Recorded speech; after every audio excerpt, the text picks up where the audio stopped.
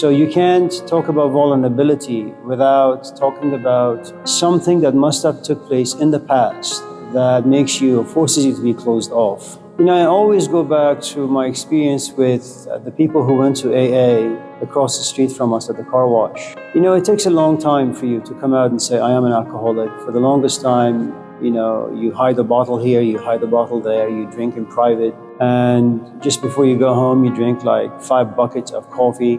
And you hope, at least you pray that when you go home, you don't act, all crazy.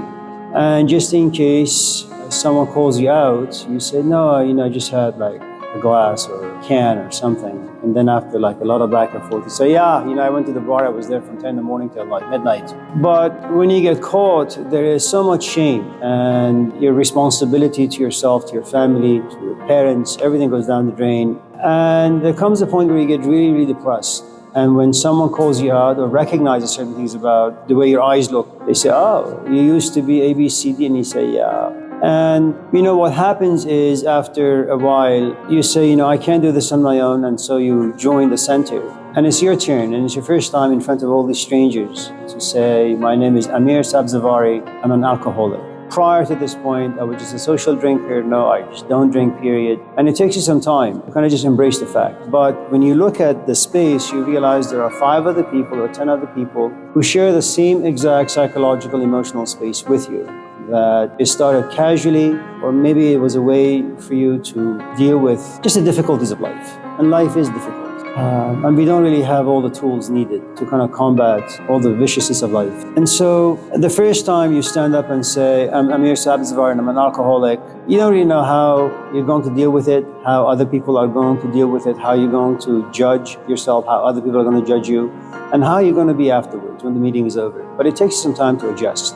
And then little by little, you're able to open up, but you open up only to the people you've grown to intimacy. You've seen them every single day for the past like 2 years. And for the first time now you come out and say, yes, I drink because of A, B, C, D, E, F, G, H. Now everybody knows your biography and you trust them. And that's one of the things. There's a reason why you open up with these people after having spent a good amount of time. And then you create history and you realize that none of the people in your group is betraying you, causing you pain, backstabbing you. You grow in that trust and faith. And then you just come out and say, yeah, A, B, C, D. And you know that other people are in the same position, or at least they've tasted some of it.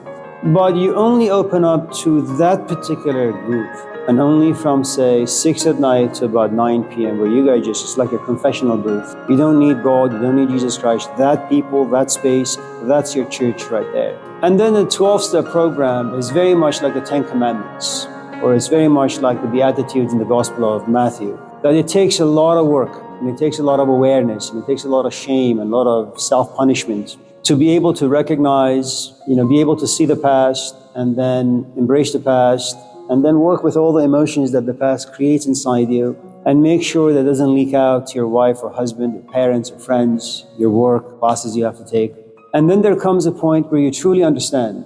And I don't know what the timetable is. Everybody works at a different pace. And some people are not very lucky. And some people are lucky. One of the best, I think, interviews you will ever encounter about someone who had this particular addiction was Richard Burton. And he talks about alcoholism in such a poetic way. It's a very, very moving and powerful scene, just for 10 minutes. And then once, I suppose, you kind of understand your past, understand the reasons as to why you walk towards a bottle or anything that causes addiction, it's the understanding that builds confidence about your moments of repentance. Those things are gone. You don't need to ask for forgiveness because understanding will allow you to forgive yourself. And that's the beauty of it. Not only is your body is now experiencing sobriety, but you're also experiencing sobriety of emotions, sobriety of, I suppose, thoughtfulness. And you watch, for example, you go to a gathering. Let's say you come to this class and no one really knows you, but you just see that someone just keeps playing with their phone or playing video games or texting or whatever the case may be. And you look at them, you don't even know them. And you say to them, I want to tell you about an addiction I once had. And it's always in the background, like a shadow following me, but I'm very aware of it. My friends and I would go out and we would just goof around and then we would end up in the bar. And once in a while the conversations of my past would become heavy and I would drink a bit too much. And then it got more and more and more and more until one morning I woke up and I realized the first thing I wanted to do, not brush my teeth, not take a shower, but have a beer. And that's when I realized I'm an alcoholic, or I'm in this cage, in this prison system. I'm enslaved to this particular thing. And you sit back and you say, why would someone share something so private in public, in front of people they don't know?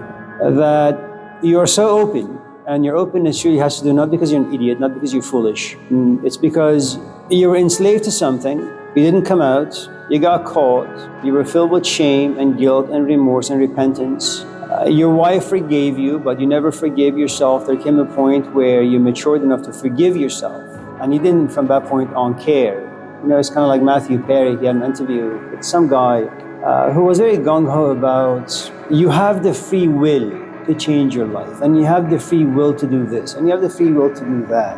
And Matthew Perry, said to him, yes, I did have the free will to go to the party, and I did have the free will to pick up this glass and drink. But after the fifth or the sixth or the seventh drink, there was no free will left in me. I was held hostage by this thing, alcohol or whatever. So, there are two kinds of, I suppose, openness or vulnerability. You understand your past, you understand why you did some of the things that you did, and you were able to make peace with it. And then you come out and you're very sincere, you're very honest. And there is something about us that recognizes honesty and sincerity about people. And I don't know what it is. And the thing is, it usually takes a while to get there.